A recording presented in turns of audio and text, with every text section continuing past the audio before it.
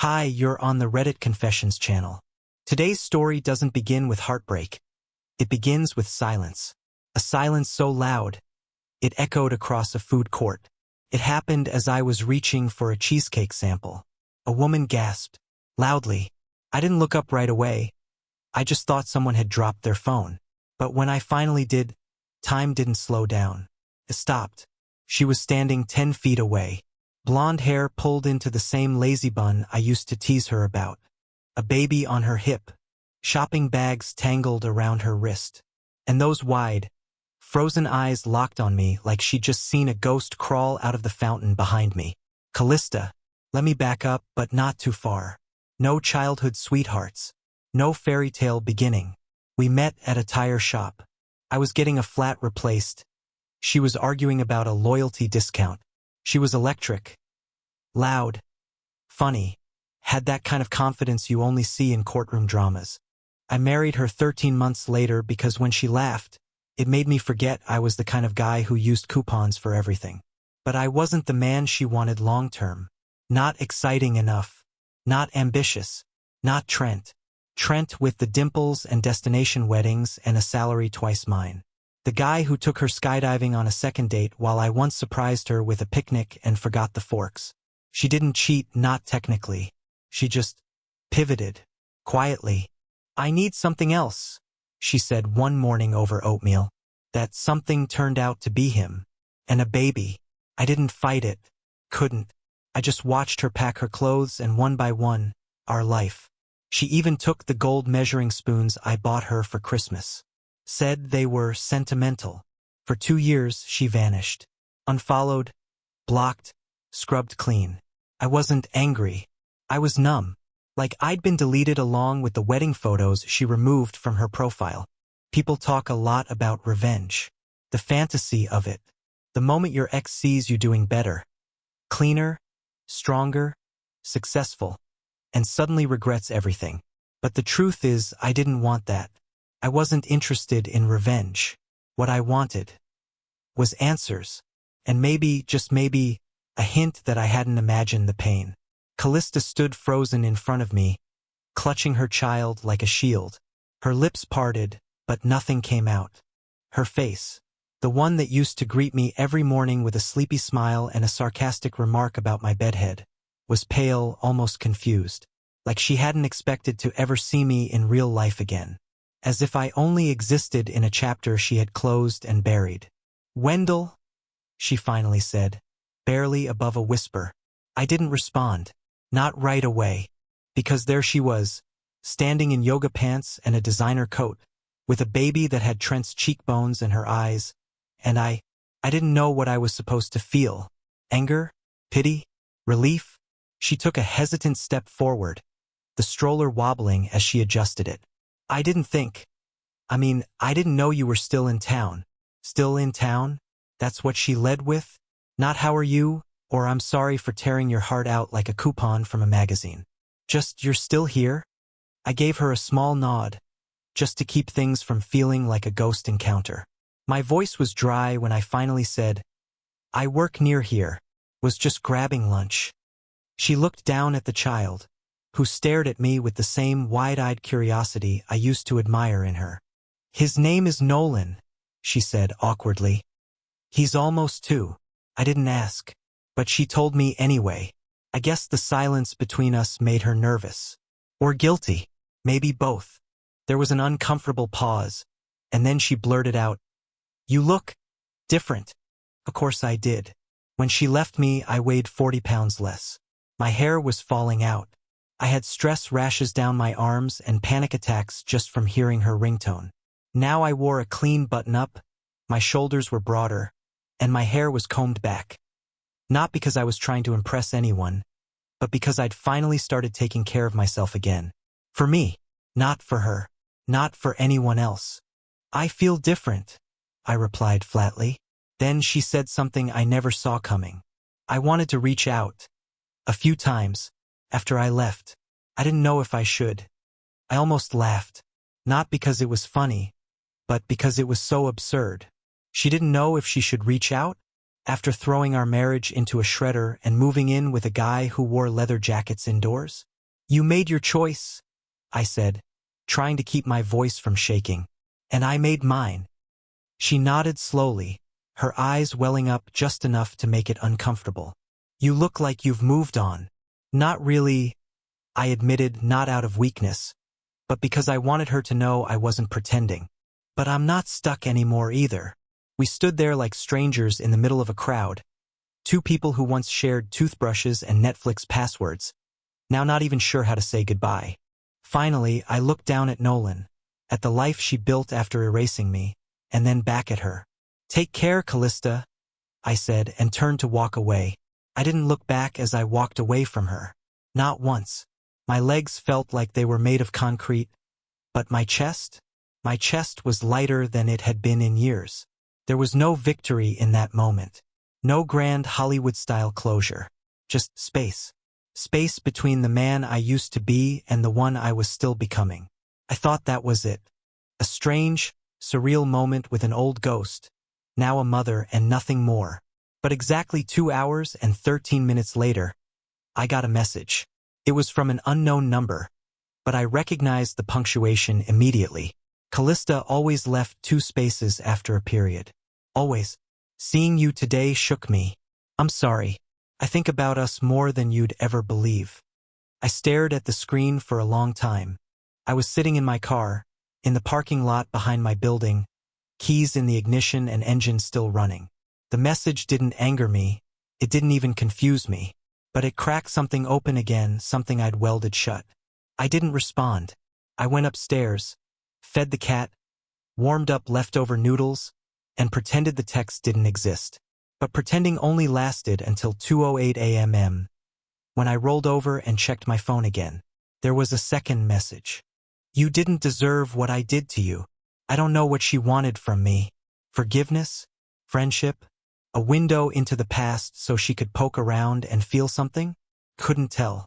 But something inside me, curiosity, maybe masochism, needed to understand why she was reaching out now. After 2 years. After a child. After a clean break. I typed back 3 words. Why now, Callista? Her response didn't come until morning. I read it while standing in my kitchen, coffee in hand, phone screen dimmed against the sunrise. Because I'm not okay. Because Trent left last month. Because sometimes I hear your laugh in my sleep and it makes me cry. And there it was. I didn't know what to do with that. I didn't even know if I believed it. She had chosen another life. She had built it, shaped it, flaunted it. And now she was saying it crumbled? Part of me felt vindicated. Another part felt numb. But deep down, hidden beneath the bitterness and fatigue, was a truth I hadn't wanted to admit. I missed her. Not the woman who walked out. Not the one who lied with a straight face. I missed my version of her. The girl who sang off-key in the shower. Who whispered, I love you, when she thought I was asleep. The one who once chose me, before she decided I wasn't enough. I didn't respond right away.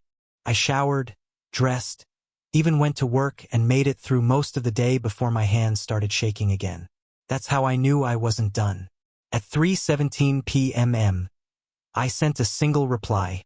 Do you want to talk? Face to face? She answered within seconds. Yes. We met at a small cafe on the edge of town. The kind of place people forget about until autumn hits and the smell of cinnamon starts pulling them back. I arrived early. I didn't even realize I was nervous until I noticed my leg bouncing under the table, and my thumb scrolling endlessly through a news app one wasn't reading. When Callista walked in, she looked nothing like the confident woman I remembered. Her coat was buttoned wrong, her makeup half done, and she held her phone like it was the only thing keeping her upright. Her eyes scanned the room, then landed on me. She gave a small wave, hesitant, almost like she wasn't sure I'd wave back. I didn't. I just nodded and motioned to the chair across from me. Neither of us spoke right away. The silence was heavy but familiar, like a song you once knew all the words to but hadn't heard in years. Finally, she sighed and said, Thank you for coming. I didn't say you're welcome. Instead, I said what had been haunting me since the moment I agreed to meet. Why now, Callista? Why reach out after everything? She looked down at her hands. Her nails were chipped. She used to hate that. She used to carry a tiny nail file everywhere. Because he left, she said bluntly. Trent walked out 4 weeks ago. Said he couldn't handle the pressure, the crying, the bills. Said he felt trapped. She went on. He said I had too much baggage. That he wanted something easier. That was ironic. I remembered how she used to complain that I was too easy, too quiet, too steady, too much of a mirror when she wanted a storm. He took a job in Denver, she added. Didn't even say goodbye to Nolan. Just packed and left. And the first thing I thought about was you, about what I did, what I ruined. You didn't just ruin a marriage, I said quietly. You shattered the idea of who I thought you were. Her face crumpled slightly, but I didn't stop. I spent months thinking it was my fault, that I wasn't fun enough, or bold enough, or whatever enough. And now you show up when it's all fallen apart? I know, she whispered. You have every right to hate me. I don't hate you, I said honestly. But I stopped needing your apology a long time ago. That seemed to hit her harder than anything else. She looked up, eyes glossy. I didn't expect you to look like this. Like you're okay. I'm not sure I am, I replied. But I'm better than I was. We sat in silence again. The waitress brought tea neither of us touched. Finally, Callista reached into her purse and pulled out a small photo. It was Nolan, sitting on a picnic blanket, messy curls and a banana in each hand. He doesn't know who you are, she said. But I've told him your name. You were supposed to be his stepfather. Or at least a friend. I stared at the photo, unsure of what I was supposed to feel. Sadness? Anger? Nostalgia? Then she asked something I wasn't prepared for. Do you want to meet him? I didn't answer right away. My fingers curled around the photo she'd slid across the table. Felt heavier than it should have. Nolan's little face smiled up at me like he was completely untouched by the chaos that had shaped his life before he could even form a sentence. My throat tightened, but I kept my face unreadable. I had learned to do that, after all. After you've cried in an empty apartment for months straight, pretending becomes second nature. Yes, I said, just that. Not for her sake. Not out of some delusion that this would fix anything between us. I said yes because for the first time in 2 years, I had a chance to decide what came next. And I didn't want that decision to be driven by bitterness. Not anymore. She blinked like she didn't expect me to agree. Maybe she thought I'd walk out again, this time leaving her in the ruins. But I didn't. I stayed. He's at daycare today, she said quickly, voice trembling with a mix of nerves and maybe hope. But I could bring him to the park tomorrow. Near the duck pond, remember? Of course I remembered. That park had been ours. The place we used to sit on Sundays and watch the world move slower than our thoughts. The same place she once told me she was thinking of starting a family with me. I nodded once. Tomorrow at noon. We didn't say much after that. No apologies, no desperate reaches for what we used to be. We both knew that version of us was gone. What remained was fragile, unshaped. I left the cafe before she did. As I walked out, I glanced at the picture again. There was something unsettling in how much that boy resembled the man I once hoped to be. Bright, unaware, untouched by betrayal. The next day I arrived early. Again, I sat on a bench facing the pond. My palms were sweating, and I didn't know what I was supposed to say to a toddler. Would he sense who I was? Would he care? Then I saw them. Callista walking slowly, holding Nolan's hand. He was bouncing with excitement, pointing at the ducks, completely unaware of the weight his mother carried beside him. She spotted me and gave a small nod, then crouched beside her son. I couldn't hear her words, but I saw her gesture toward me. Nolan looked up, confused, then curious. And then, with a cautious kind of energy, he toddled toward me. "Hi," he said. It was so simple, so human. I swallowed a knot in my throat. "Hey there," I replied, kneeling down to his level. "I'm Wendell." He nodded like that was enough and held up a rock he'd found. "For you." And that was it. I took the rock and sat beside him as he rambled about ducks and leaves and juice boxes. Callista kept her distance, watching quietly from under a tree. The sun broke through the clouds, warm on my face, and for the first time in what felt like forever, I felt something I didn't expect. Not pain, not confusion, peace. But peace doesn't last long when it comes from a storm like her. Just as we were packing up, just as I thought I could maybe start carving something new from the wreckage, Callista came up beside me and said words that erased all the calm I'd found. There's something else I need to tell you, something I never said before. The moment Callista said she had something to tell me, the lightness I just started to feel vanished. I turned slowly to look at her, expecting no bracing for something horrible. My first thought was that Nolan wasn't Trent's. That maybe after all this time, the one thing that tore me apart wasn't even real. But her eyes told a different story. It wasn't guilt. It was fear. And not the kind you feel when you've been caught. It was deeper. A fear of unraveling. She glanced at Nolan, who was squatting near the swings, completely fascinated by a stick he had found. Then she looked back at me. Trent wasn't the first, she said. At first I didn't even register it. The words didn't land right away. What? She exhaled shakily. He wasn't the first man I saw behind your back. Just the first one I left you for. It was like someone had thrown cold water in my face. I stared at her, waiting for her to say she was joking, or exaggerating, or testing me for some reason I'd never understand. But she just stood there, swallowing hard, like she'd finally allowed herself to say the thing that had been rotting inside her. There were others, she continued, before Trent. Started when we hit our 3rd year. When things got quiet between us. You were always working, and I felt like I was disappearing in our life. So I started looking for validation in the wrong places. How many? I asked, my voice flat, my mouth suddenly dry. She hesitated, then said, 3. Maybe 4, depending on how you define it. Depending how you define it. I took a step back. Not because I was angry, I didn't even feel anger yet.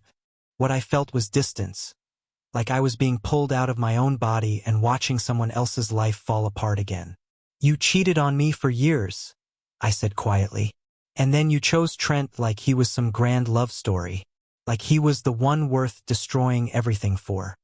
I know, she whispered. I know how that sounds. How it sounds. Callista, you looked me in the face for years. You told me you loved me. You let me plan vacations, holidays, birthdays, knowing you were lying the entire time. I wasn't always lying, she said, and that sentence made my stomach churn. I loved you, and I also hated what I became with you. It was like I couldn't stop spiraling. Every time you didn't notice something, every time you were too tired to talk, I told myself it meant I didn't matter. And instead of telling you, I went looking for someone who'd look at me like I still existed. You could have talked to me, I said, my voice sharper now. You could have said something. Anything. She looked down. I didn't want to fix it. I just wanted out. I closed my eyes. The wind rustled the trees around us. And somewhere nearby, Nolan laughed at something only a toddler would understand. And that's when it hit me. Not just what she had done, but what it had meant. She hadn't just left me for Trent. She had abandoned the life we built long before she packed her bags. And now here we were, standing in the ruins, and she was trying to tell me she was sorry. But apologies were like aspirin after surgery. Too little, too late. Why are you telling me this now? I finally asked. Because if you're going to be around Nolan, I didn't want you to walk into this thinking it was just one mistake. You deserve to know the full truth. And I guess part of me hopes, she broke off, eyes shimmering, that you can still see the person I used to be, not just what I did. I looked at her for a long time. Then I looked at the boy playing nearby. And I said, I see exactly who you are now, and I'll never forget it. After Callista's confession, everything around us blurred. The laughter from nearby kids, the rustling leaves, even Nolan's excited shouting. It all dulled into background noise. I had always assumed Trent was the beginning and the end of the betrayal. But now that illusion was shattered. I wasn't betrayed once. I was the guy she rehearsed on, the warm-up to her exit. And somehow that hurt worse than the affair that ended us. I didn't yell. I didn't cry. I simply told her I needed time, and I walked away before the numbness gave out and the rage buried beneath it exploded. I didn't want to lose it in front of her or Nolan. I wasn't going to give her that version of me. Back at my apartment, I sat in silence for a long time. No TV, no music, just me, the ceiling fan, and the faint sound of a neighbor's dog barking. I kept trying to wrap my head around how long I had been living in a lie. 3? 4 years? Maybe longer? Every photo, every date night, every quiet moment when I thought we were fine. Had she been somewhere else in her head the whole time? That night, I couldn't sleep. Around midnight, I pulled out the old shoebox I had shoved in the back of my closet after she left. It was full of leftover memories. Movie stubs, postcards, a candle from the cabin we visited in Oregon, even a receipt from the night I proposed.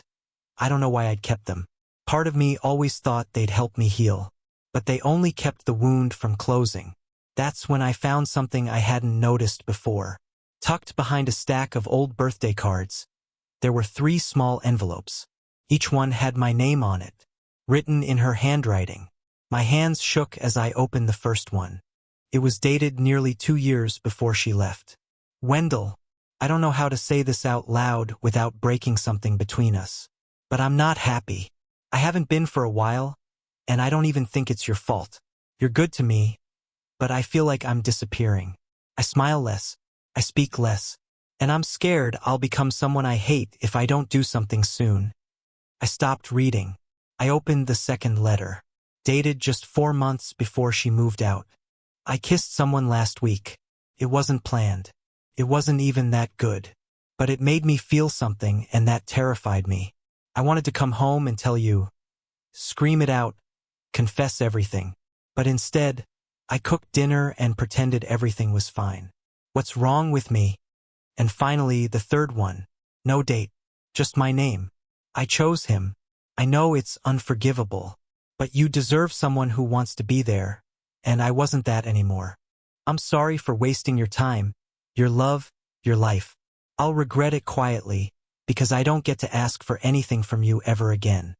I sat there for hours, reading them over and over.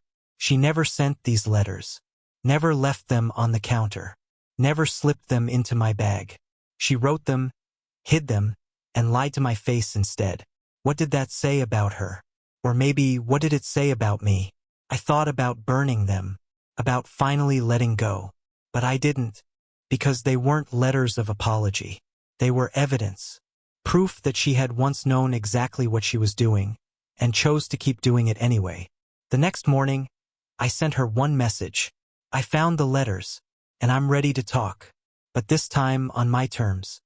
When I told Callista I wanted to talk on my terms, I meant it. No cafe, no park, no emotional ambush. I invited her to meet me at the botanical garden. Quiet, neutral, and far away from any memories we once shared.